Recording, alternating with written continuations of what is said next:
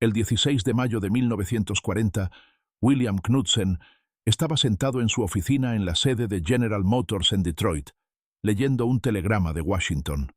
El mensaje lo sorprendió. El presidente Roosevelt acababa de dirigirse al Congreso con una propuesta que parecía imposible. Estados Unidos necesitaba la capacidad de producir 50.000 aviones militares por año. Knudsen no era un simple supervisor de fábrica. Era el presidente de General Motors Corporation, la compañía manufacturera más grande de la Tierra. Comandaba más de 200 plantas y 350.000 empleados. Conocía los autos, las fábricas y las líneas de producción. Entendía lo que Roosevelt realmente estaba pidiendo. En 1939, todo Estados Unidos había construido menos de 3.000 aviones militares. La nación tenía 1.700 aviones en total en la Fuerza Aérea del Ejército. La mayoría eran obsoletos. Ahora Roosevelt pedía una capacidad de producción de 50.000 aviones anualmente. Eso era más aviones de los que se habían construido en Estados Unidos desde que los hermanos Wright volaron en Kitty Hawk en 1903. Si Estados Unidos realmente necesitaba tantos aviones, significaba que venía la guerra. En Berlín, Adolf Hitler recibió el discurso de Roosevelt con lo que sus asesores llamaron desprecio divertido. Los oficiales de inteligencia del Führer prepararon un informe sobre la capacidad industrial estadounidense. Su evaluación fue clara. Estados Unidos no podía construir 50.000 aviones por año. La afirmación era propaganda diseñada para intimidar a Alemania. El análisis de inteligencia era lógico. La producción estadounidense de aviones en 1939 totalizó menos de 3.000 aviones. Incluso con máximo esfuerzo, los analistas alemanes estimaron que Estados Unidos podría alcanzar 10.000 aviones anualmente para 1942. Los 50.000 aviones eran fantasía. El Ministerio del Aire alemán tenía información detallada sobre las fábricas estadounidenses. Sabían que Boeing, Douglas, Lockheed y Consolidated construían aviones uno a la vez, usando métodos de ajuste manual. Artesanos calificados ensamblaban cada avión individualmente. No había líneas de ensamblaje para aviones. Los autos podían producirse en masa. Los aviones no. Los requisitos técnicos eran demasiado complejos, las tolerancias demasiado precisas, los materiales demasiado especializados. Hermann Göring, comandante de la Luftwaffe, reforzó la confianza de Hitler. Göring le dijo al Führer que los estadounidenses podían construir excelentes refrigeradores y automóviles, pero los aviones militares complejos requerían precisión de ingeniería alemana. Hitler le creyó. Esta creencia resultaría ser uno de los fracasos de inteligencia más catastróficos de la historia militar. Pero había un hombre en Estados Unidos que pensaba que el número de Roosevelt podría ser realmente posible. Su nombre era Charles Sorenson, y trabajaba en Ford Motor Company como vicepresidente de producción. Sorenson tenía 60 años en 1940. Había ayudado a Henry Ford a crear la línea de ensamblaje móvil en 1913 en la planta de Highland Park. Esa línea de ensamblaje revolucionó la manufactura. Para 1927, Ford había construido 15 millones de automóviles modelo T usando métodos de línea de ensamblaje. Sorenson entendía algo que los analistas alemanes no entendían. Los principios de producción en masa podían aplicarse a cualquier cosa, incluidos los aviones. En enero de 1941, Sorenson viajó a San Diego para visitar Consolidated Aircraft, la compañía que diseñó el bombardero B-24 Liberator. Visitó la fábrica de Consolidated. Sorenson observó a los trabajadores ensamblando bombarderos B-24 en el piso de la fábrica. No había planos, solo bocetos y plantillas. Los trabajadores medían las piezas a mano. Las ajustaban manualmente. Perforaban agujeros personalizados. Cada bombardero era ligeramente diferente porque cada parte se ajustaba a medida. La fábrica podía producir un B-24 por día, tal vez. Sorenson pensó que era una locura. Esa noche, Sorenson se quedó despierto en su habitación de hotel en el Coronado, pensando en lo que había visto. Sabía cómo producir en masa máquinas complicadas. Para las 4:00 de la mañana, Sorenson había esbozado todo el plan en papelería del hotel y en el reverso de manteles individuales. Se lo mostró a Edsel Ford en el desayuno. El plan pedía una fábrica que pudiera producir un bombardero B-24 cada hora. El director ejecutivo de Consolidated, Reuben Fleet, Miró los bocetos de Sorenson y se rió. Dijo que no se podía hacer. Sorenson hizo una pregunta simple. Si Ford acepta construir B-24, ¿proporcionarán las especificaciones técnicas y el apoyo de ingeniería? Fleet dijo que sí, asumiendo que Ford construiría subensamblajes para ensamblaje final en la planta de Consolidated. Sorenson dijo que no. Ford construiría aviones completos o nada. La fábrica, que se conoció como Willow Run, comenzó su construcción el 18 de abril de 1941 en un sitio a 35 millas al oeste de Detroit, cerca de Ypsilanti, Michigan. Sorenson le dio a Albert Kahn, el arquitecto, las especificaciones. El edificio necesitaba ser lo suficientemente grande para albergar una línea de ensamblaje completa de bombarderos bajo un solo techo. Kahn diseñó una estructura en forma de L que cubría 3.5 millones de pies cuadrados de espacio. Era el edificio de fábrica más grande del mundo por un margen significativo. La línea de ensamblaje tendría 1 milla de largo con un giro de 90 grados a mitad de camino. El costo total fue de $47 millones, equivalente a más de 800 millones de dólares hoy. La fábrica fue dedicada formalmente el 22 de octubre de 1941. La producción comenzó inmediatamente.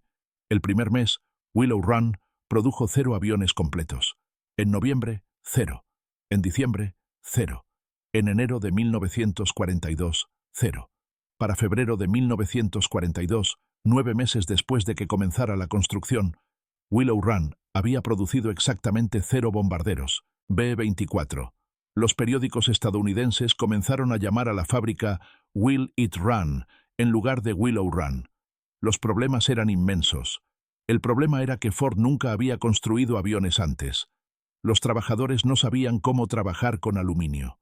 Los trabajadores automotrices estaban acostumbrados al acero, que era más duro y más tolerante al manejo brusco.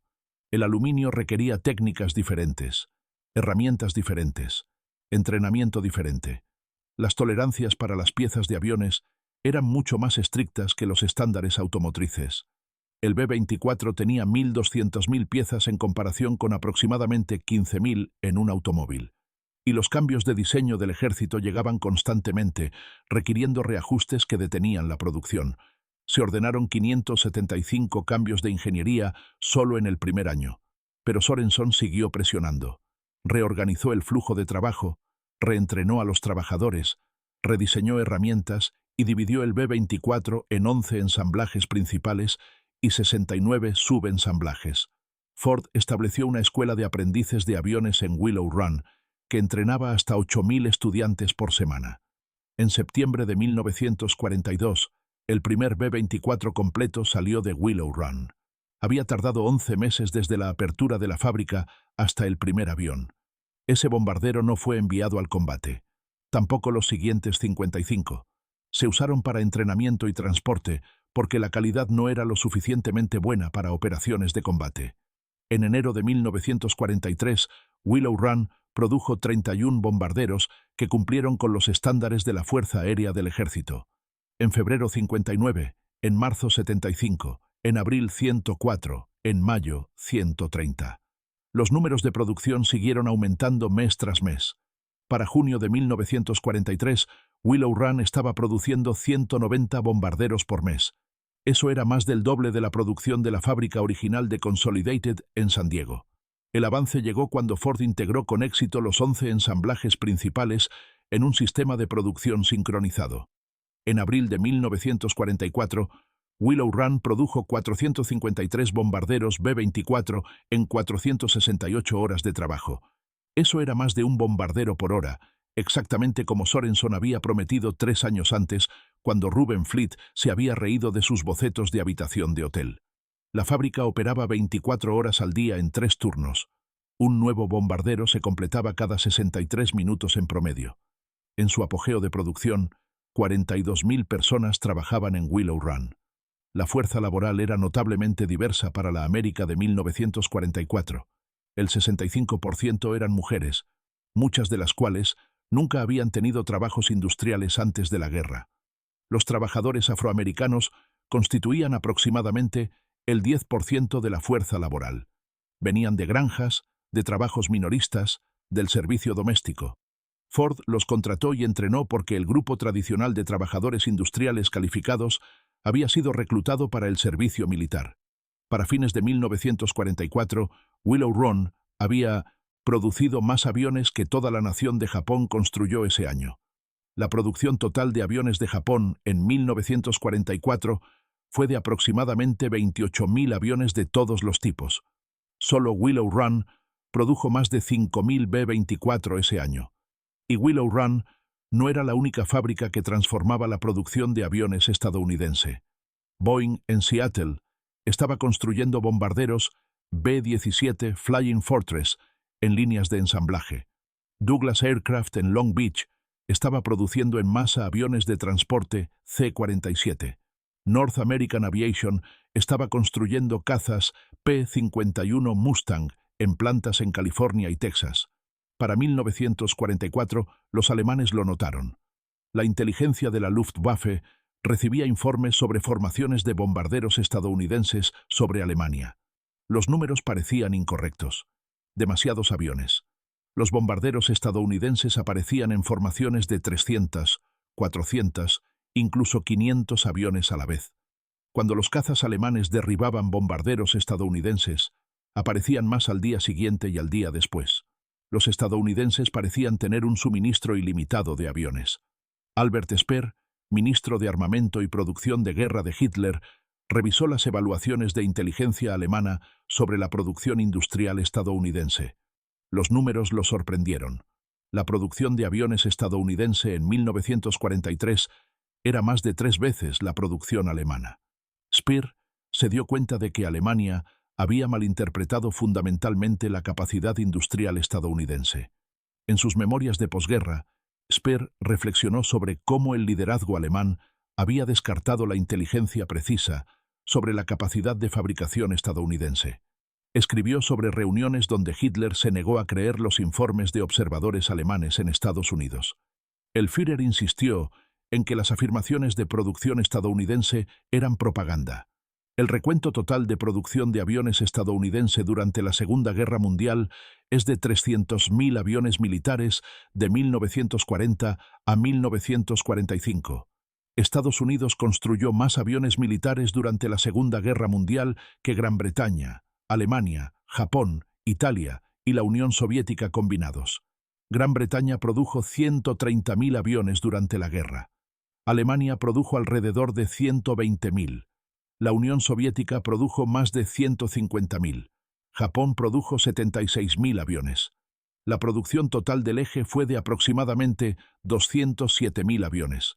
La producción total de los aliados fue de más de 600.000, con Estados Unidos contribuyendo 300.000 de ese total. Los alemanes lo llamaron propaganda. Estados Unidos los construyó de todos modos.